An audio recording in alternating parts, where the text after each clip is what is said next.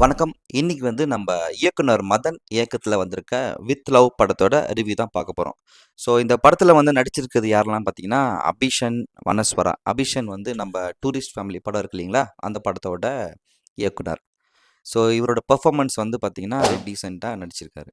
And அனஸ்வராவோட performance இருக்கே, தூக்கி சாப்பிட்டாங்க. என்ன ஆக்டிங்கு, என்னம்மா பண்றாங்க எக்ஸ்பிரஷன்ஸ் எல்லாம். குட்டி குட்டி எக்ஸ்பிரஷன்ஸ் எல்லாம் பார்த்தீங்கன்னா, ம் தாறுமாறா பண்ணிட்டாங்க.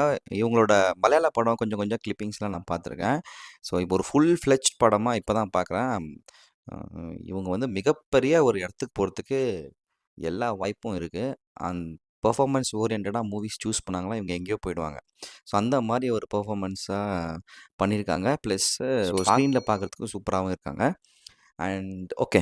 ஸோ இந்த படத்தோட கதைய பத்தி பார்ப்போம். ஸோ ஆரம்பத்தில நம்ம அபிஷன் அவருக்கு வீட்ல பொண்ணு பார்த்துட்ருக்காங்க. ஸோ ஒரு பொண்ண பார்க்கறதுக்காக காஃபி ஷாப்புக்கு போவோம் அப்படின்னு சொல்லி அனுப்பிவுட்றாங்க. இவரும் போறாரு. ஸோ அங்க ஒரு ஹீரோயின் வராங்க. அவங்க தான் அனஸ்வரா. ஸோ கான்வர்சேஷன் நடக்குது 2 பேருக்கும் நடுவுல. கான்வர்சேஷன் பில்ட் ஆக தெரிய வருது. இவங்க 2 பேரும் அ ஒரு ஜூனியர், சீனியர் ஸ்கூல்ல.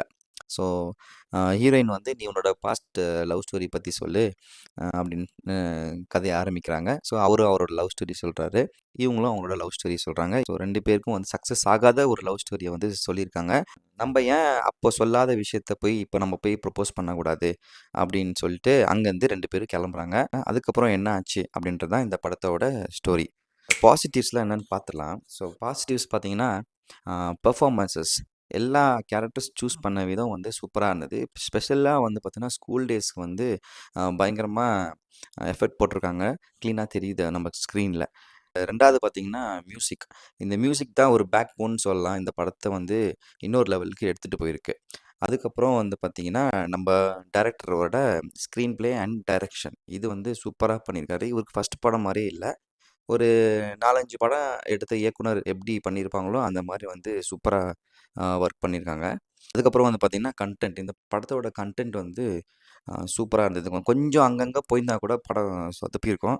அண்ட் ஸ்பெஷல் பெர்ஃபார்மன்ஸ் நம்ம அபிஷனோட எக்ஸ் அவங்க ஒரு பெர்ஃபார்மன்ஸ் பண்ணியிருக்காங்க செகண்ட் ஹாஃப்ல. அந்த ஒரு சீன் தான் படத்த தூக்கி நிப்பாட்டுதுன்னு சொல்லலாம். அந்த பொண்ணு சூப்பரா ஆக்ட் பண்ணியிருக்குது. அவங்க பேர் என்னன்னு சரியா தெரியல. பட் படத்துல அவங்க பேர் அனிஷா. நீங்களும் பார்த்தீங்கன்னா, உங்களுக்கு இதே மாரி ஃபீல் ஆச்சான்னு சொல்லுங்க. அவங்க தான் இந்த படத்த வேற இடத்துக்கு கொண்டுட்டு போயிட்டாங்கன்னு சொல்லலாம் செகண்ட் ஹாஃப்ல. ஸோ நெகட்டிவ்ஸ் பார்த்தீங்கன்னா, அவ்வளோ பெருசா உங்களுக்கு நெகட்டிவ்ஸா நீங்க படம் முடிச்சுட்டு வரும்போது உங்களுக்கு ஃபீல் ஆகாது. ஒரு நல்ல ஒரு ஃபீல் குட் மூவி பார்த்த மாரி தான் இருக்கும்.